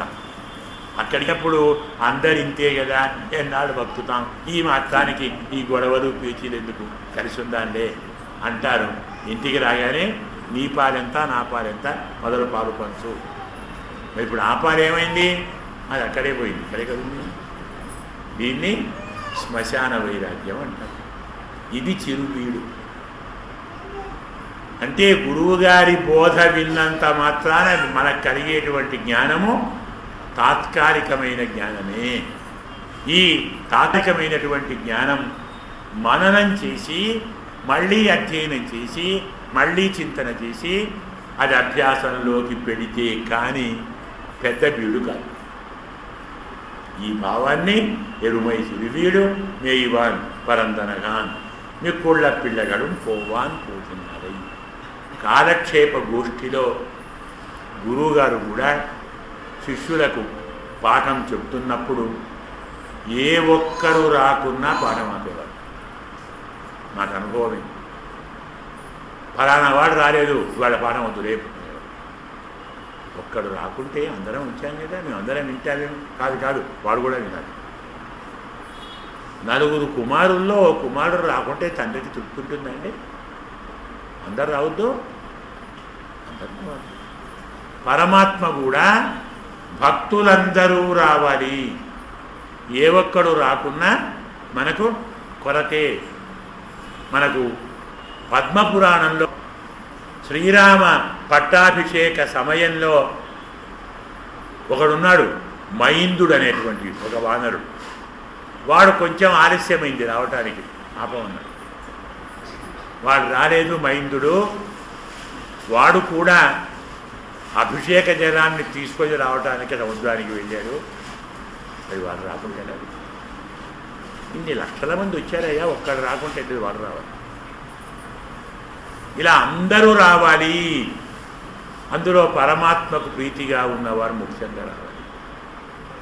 పరమాత్మయందు వ్యామోహం ఉన్నటువంటి ఆచార్యుల వారిని మనం సేవిస్తే, అలాంటి వారి వల్ల మనం తత్వాన్ని వింటే పరమాత్మ కూడా ఒక పాత్రలు అవుతాం.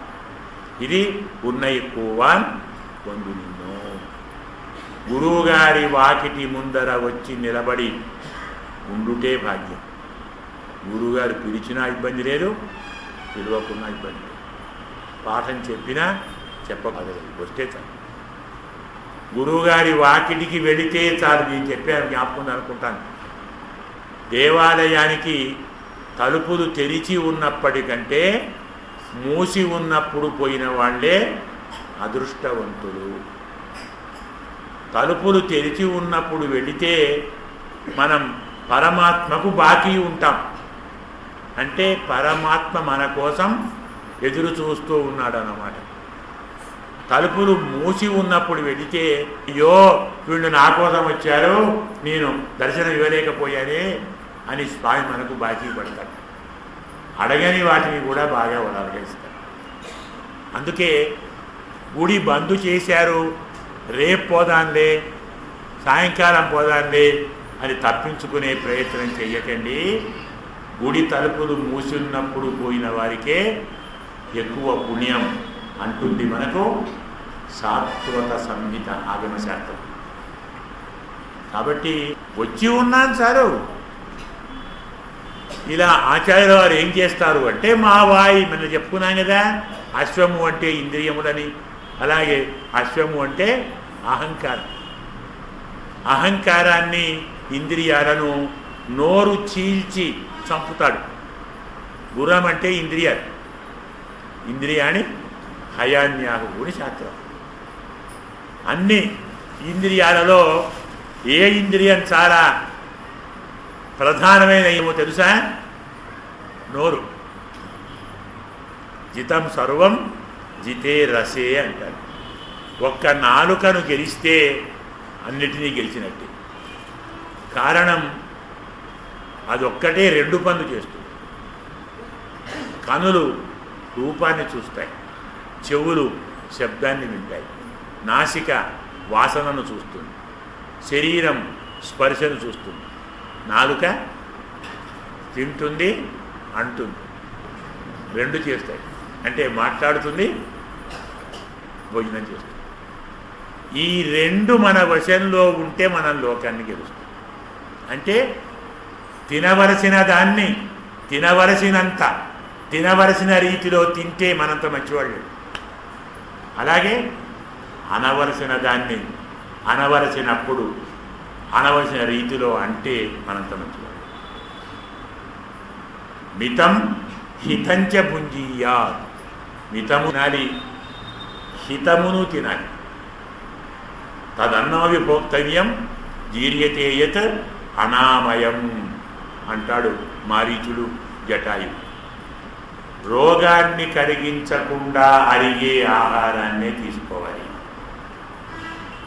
ఏ తిన్నా అరుగుతుంది, కొంచెం ఆలస్యంగా రోగాన్ని పుట్టించి అరుగుతుంది. రోగాన్ని కలిగించని ఆహారాన్ని తీసుకో అంటాడు. నాలుక మితముగా హితముగా తినాలి. కానీ మనకు నిగ్రహంలో ఉండదు ఒక్క నాలుకే. చాలాసార్లు చెప్పుకున్నాం కదా, 99 ఏళ్ల తాతగారు కూడా పండ్లు లేకున్నా లడ్డూలు వేయకుండా వెడితే, నాకు పండ్లు లేకుంటే నీకు బుద్ధి లేదా, పొడి చేసి వెయ్యరాదా, తినొచ్చు కదా, తినకుంటే ఎవరికి నష్టమట, అంటే తింటే నీకేంటి నష్టమట అంటాడు వాడు. 99 ఏళ్ల వయసులో తినకుంటే ఏమీ అనుకోడు, ఇప్పుడు కూడా తినాలి. రుచి వదిలిపెట్టదు మోహం. అలాగే 190 ఏళ్ళ తాతగారు పెళ్లి చేసుకుంటారా అంటే నాకెవరు ఇస్తారంటాడు. నాకు పెళ్ళి ఎందుకు అన్నాడు అంటే ఎవరన్నా ఇస్తారంటే చేసుకుంటాడు. ఏం చేసుకుంటాడు? కోరిక అలాంటిది, ఆశ అలాంటిది. దీనికి గుర్తు నాలుక. నాలుకను గెలిచామనుకో అన్నీ గెలిచాం. అందుకే మా వాయిపిడందానై నోరు చీల్చాను ఆండాళమ్మంది. అంటే మన నోటిని కొంచెం జాగ్రత్తగా కాపాడుకోండి అని చెప్తున్నది ఆండాళమ్మ. గురువుగారి వాక్కు మనకు ప్రాణతారకం. ఆ వాక్కుతో ఈ వాక్కు చీరిపోతే బాగుపడతాం. ఇక మల్లరై మాట్టియా చాణూర ముష్టికులంటే కామక్రోధములు అంటాం, లేదు అహంకార మమకారములు అంటాం. చెప్తుంది గీత, కామ ఏష క్రోధ ఏష రజోగుణ సముద్ర మహాశన మహాత్మా. కోరికకు ఆకలి ఎక్కువ, కోపానికి పాపం ఎక్కువ. కోరికకు తృప్తి అనేది లేదు. తృష్ణ నజీర్ణ వయమేవ జీర్ణ. మనం అరిగిపోతాం తప్ప ఆశ అరగదు. జీర్యంతి జీర్యత కేశా దంతా జీర్యంతి జీర్యత. ధనాశ జీవితాశ జీర్యతో. శరీరం ముడతలు పడుతుంది, వెంట్రుకలు తెల్లబడతాయి, పండ్లు రాలిపోతాయి, ఆశ మాత్రం తెల్లగా. ఆశకున్న పండ్లు రాలవు, ఆశకున్న కేశములు తెల్లవారవు. కాబట్టి ఆ కామక్రోధములను మనము సంహరించలేము, పరమాత్మే తొలగించాలి. వాటిని పరమాత్మ వైపు మరల్చాలి. కోరిక తప్పు కాదు భగవంతుని మీద ఉంటే, కోపము తప్పు కాదు భగవత్ శత్రువు మీద. పరమాత్మకు శత్రువులు ఉంటారే, వారిని మనం కోపిస్తే తప్పు కాదు, పరమాత్మను కోరితే తప్పు కాదు.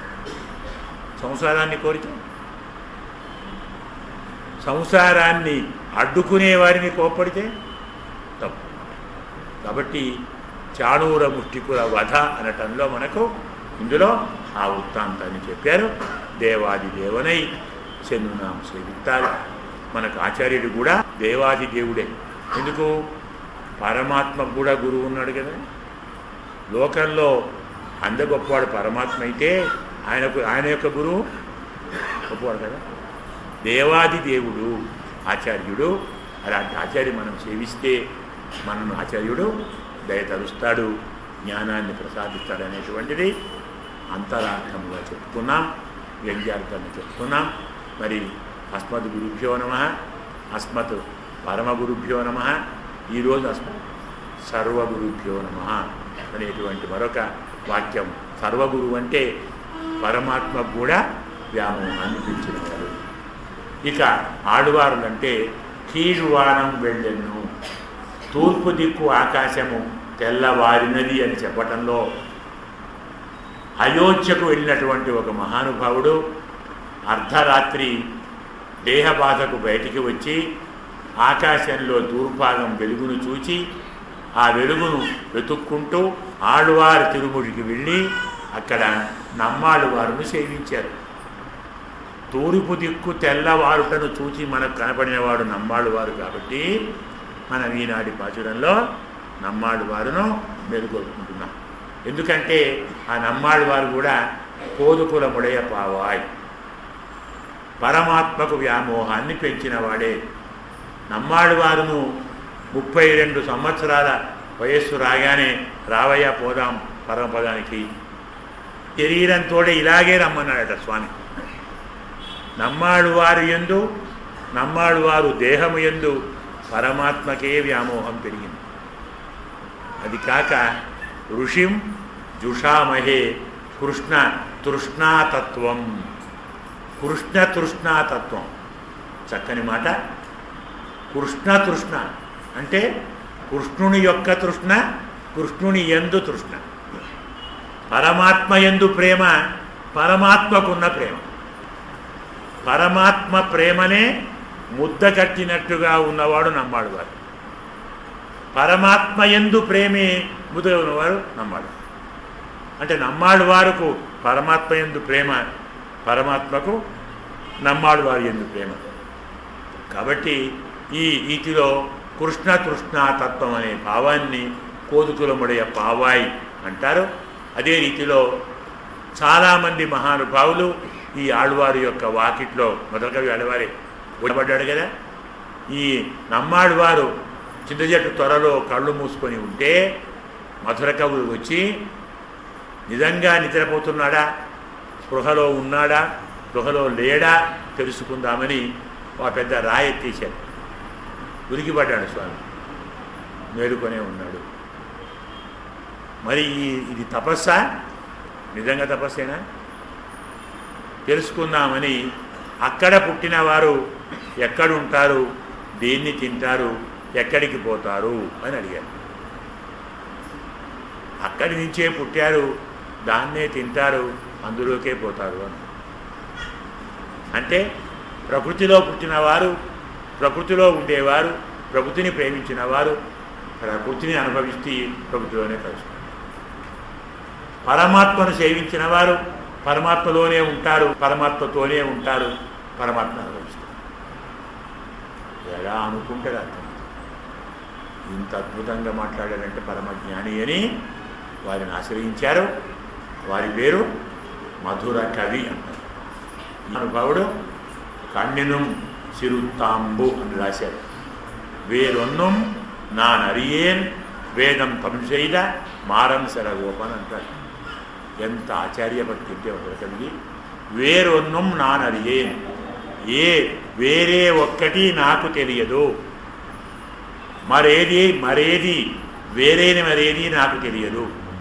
వేదం తమిళ మారం శరగోపన్, వేదాన్ని దావిడ అయినటువంటి మా పెడగోపుడు నమ్మాడు వారు తప్ప నాకు మరెవ్వరూ తెలియదు. ఇదే మనకు దేవాది దేవుడు. ఈ రీతిలో నమ్మాడు వారి యొక్క వైభవాన్ని చెప్పుకున్నాం. దానికి తోడు మనం ఎలాగనుకున్నాం, మావాయ్ బిడందానై మల్లరై మాట్టియ అన్న దాన్ని బట్టి మనకి ఈరోజు జిహ్వా ఇంద్రియాన్ని మనము మేలుకొల్పునట్టుగా అర్థాన్ని చెప్పుకుంటాం. ఈ రీతిలో పాసురాన్ని చెప్పుకున్నాం, అర్థము చెప్పుకున్నాం, యజ్ఞార్థము చెప్పుకున్నాం, గురువాక్య పరంపర, ఆళ్వారు, ఇంద్రియములు, ఇలా అన్ని అర్థాలను పూర్తి చేసుకున్నట్టుగా అనుకొని ఈనాటికి పాసురాన్ని అనుసంధానం చేసుకొని మళ్ళీ రేపు మనం అధ్యయనం చేద్దాం. కీడువానం వెళ్ళన్ నెరుమై సిరివీడు மெய்வான் பரந்தனகான் விக்குள்ள பிள்ளைகளும் போவான் போகின்றாரை போகாமல் காத்தோ உன்னை கூவான் வந்து நின்னோம் போதுகுலமுடைய பாவாய் எரிந்திராய் ஆடிப்படை கொண்டு மாவாய் பிளந்தானை மல்லரை மாட்டிய தேவாதி தேவனை சென்னுனாம் சேவித்தால் ஆவாவென் ஆராயந்து அருளேலோரெம்பாவாய் ஆண்டாடு திவ்ய திருவடிகளே சரணம் ஸ்வஸ்தி பிரஜாபிய பரிபாலயந்தாம் ஞாயேன மார்கேண மஹீம் மஹீஷாः கோப்ராஹ்மணேभ्यः சுபமஸ்து நித்யம் லோகாः సమస్తాः సుఖినో భవంతు అస్మద్గురుభ్యో నమః జయ శ్రీమన్ సోచ్చిష్టమాలికా బంధగంధ బంధురజిష్ణవే విష్ణుచిత్తతనూజాయై గోదాయై నిత్యమంగళం మాదృశా కించనత్రాణ బద్ధ